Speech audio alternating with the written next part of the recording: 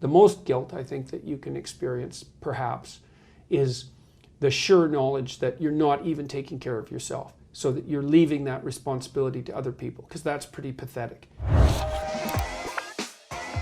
You've had so much attention over this last couple of years, and I've been digging into the research and just been fascinated by everything that you've been up to. And I just love your stance on the vision you have for humanity in terms of how we can all live better lives. And I think you simplify a lot of things in this book, which some things people don't like to simplify. They like to complicate.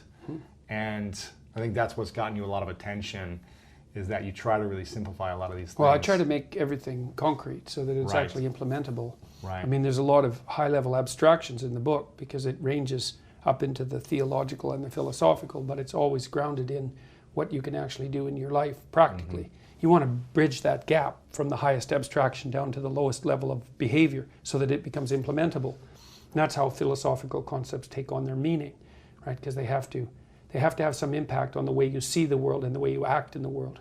Or they're not fully realized, they're not understood. Because partly what we mean, I would say, when we say that we understand something, it's kind of a strange phrase, to understand something, but it means to be able to embody it in a shift of view and a shift of action.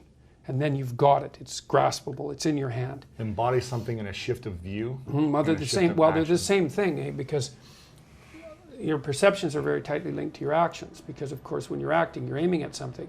You have to be devoted towards some aim, some target. Right. We play that out in sports all the time. Yeah. That's why sports are so entertaining for people, is because they dramatize the idea of aim, right? And not only of aim, but of the pursuit of excellence in pursuit of that aim. That's the game. And the reason it's a spectacle and the reason that people participate in it is because it dramatizes something absolutely essential about life. And so you want to take philosophical abstractions and you want to use them to structure your aim. And then your perceptions organize around that aim. And then you act it out. And then you've got it. Then it's become part of your life. It's not just a philosophical abstraction that floats free in space. Why is there so much conflict in the world? Is it because there's so many different perceptions that people have on what they think should be right, or what Sure. they should Well, be part of equal? it, of course, there's conflict because we have real problems, and so life is actually difficult, independent of psychological foolishness, let's say, independent of the obstacles that we put in our own path. It's Life already is challenging. It's already fatally challenging, right? Life is the ultimate challenge. We will die. Yes, and So there is a challenge, yeah. Yes, Uncertainty, fear, pain, all those things. Yes, Yeah. everything that goes along with suffering is a challenge, and it's the full challenge because it takes everything you have.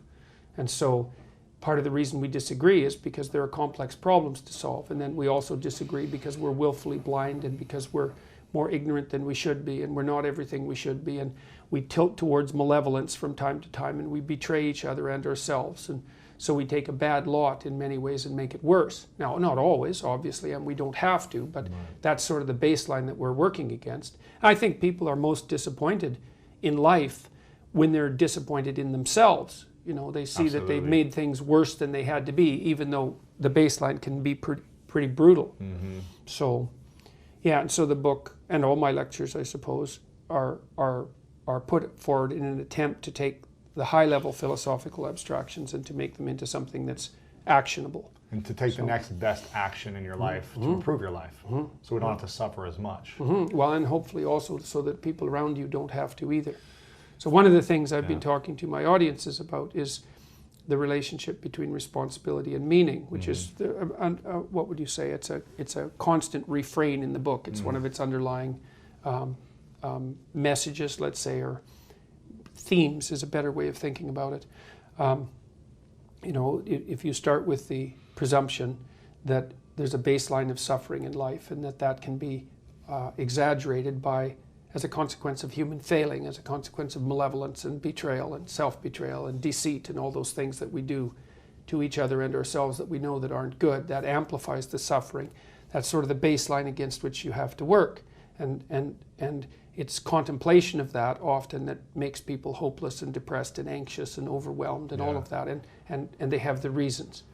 But you need something to put up against that. And what you put up against that is meaning. Meaning is actually the instinct that helps you guide yourself through that catastrophe. And most of that meaning is to be found in the adoption of responsibility. So if you think, for example, if you think about the people that you admire, well, you think about when you have a clear conscience first, because that's a good thing to aim at, which is something different than happiness, right? A clear conscience is different than happiness. Yeah, it's better. Yeah.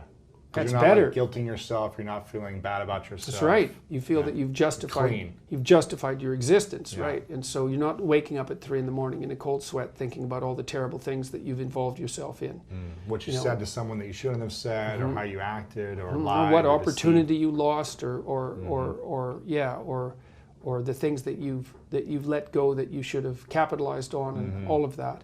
And so if you think about the times when you're at peace with yourself with regards to how you're conducting yourself in the world, it's almost always conditions under which you've adopted responsibility, right? At least the most guilt I think that you can experience perhaps is the sure knowledge that you're not even taking care of yourself, so that you're leaving that responsibility to other people, because that's pretty pathetic. And unless you're psychopathic and and you're living a parasitical life, and that characterizes a very small minority of people. And an even smaller minority think that's justifiable. But most of the time you're in guilt and shame because not only are you not taking care of yourself, let's say, so someone else has to, but you're not living up to your full potential. And so there's an existential weight that goes along with that. So you suffer even more when you don't take care of yourself, or take the best actions, or do the work that you know you can do, and you rely on someone else to support you financially, emotionally, physically, whatever, home, whatever it may be. Yeah, well, because you're not only not being what you could be, you're interfering with someone else being what they could be, right? So you're not only a void, you're a drain. Right. Jesus, that's a catastrophe. But we usually don't even know it when we're in that situation, because we're in a depressed state, or we don't want to see it. You wake up at 3 in the morning and And then you think of the people that you admire yourself, or perhaps you can at least live with yourself when you're taking responsibility, at least for yourself.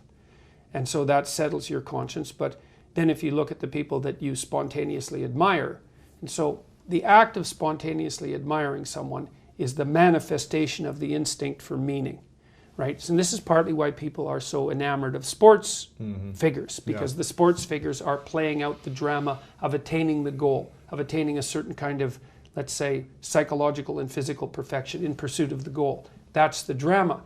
And to spontaneously admire that is to have that instinct for meaning latch onto something that can be used as a model. And then that model should be transcribed into something that's applicable in life. And you really like to see, in an athletic performance, you really like to see someone who's extremely disciplined and in shape do something physically remarkable, and to stretch themselves even beyond their previous exploits, because you really like to see a brilliant move in an athletic match. But you also like to see that person ensconced in a broader moral framework, so that not only are they trying to win and disciplining themselves in pursuit of that victory, and then stretching themselves so they're continually getting better, but they're doing it in a way that helps develop their whole team, and that's good for the sport in general, and that reflects well on the broader culture. They're a great leader in their team, they're positive, they're good sportsmen against their competitors, they're not negative towards the other people, they're lifting them up too. Like the ultimate human. That's right, so that they can work for their own improvement in a way that simultaneously works for the improvement of their team, and for the sport, and then to the degree that spills over into the broader culture, so much the better. Right. So that's all being dramatized in an athletic event, and it's not philosophical, it's concrete, right? It's dramatized in the world, and that's what the games represent. And so, and it's partly because, in some sense, life is a game. It is. It is, in that you're always, the analogy is that in life, like in sports, you're setting forth an aim, and then arranging your perceptions and your actions in pursuit of that aim. And that you also generally do it while cooperating and competing with other people. Right. So that's also the game-like element as well. All of that's dramatized in athletics. Yeah. That's like philosophy for people who aren't philosophical. And I'm not being smart about that. Yeah. It's like it really is philosophy for people who aren't being philosophical, because it's played out, And you can see it too. You can see the spontaneous appreciation for the human spirit manifest itself when you see people rise to their feet spontaneously in a sports arena when they see someone do something particularly remarkable. See an athlete who's extremely trained stretch themselves beyond what you'd think is a normative human limit, and everyone celebrates that, like, spontaneously. So it's quite something to behold. And so take me back to responsibility and meaning. When we're watching sports or someone do this act, what does this do for us in terms of responsibility and meaning? Well, it helps us figure out what we can imitate. Gives us a model. Right? Yes, it's a model. Gives a model of something that I respect. Well, even what philosophy is, or even theology for that matter, is an abstract model. Like, it's laid out in words. Now, the problem often is it becomes so abstract that people don't know how to bring it back down to embodiment. Yes. Whereas something like the drama of a sports event is sort of midway between philosophy and action, right? It's not entirely abstracted because it's not only coded in words. It's acted out. It's visual. You can see an example of what just happened, and you can try to reverse engineer how they did that. Well, yes, exactly. Well, at least the fact that you admire the person means that you might start to try to act like them.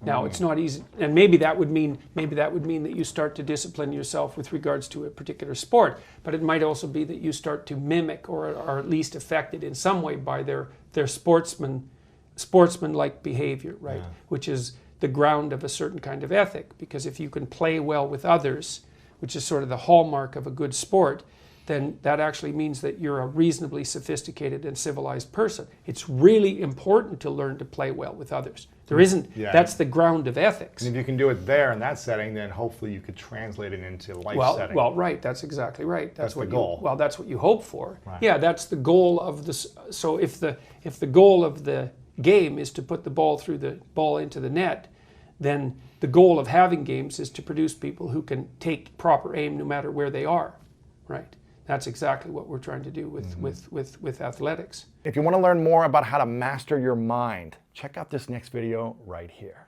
If you turn around and you confront the suffering voluntarily, you find out that you are way tougher than you think. It's not that life is better than you think. Life is as harsh as you think. It might even be worse, but you are way tougher than you think.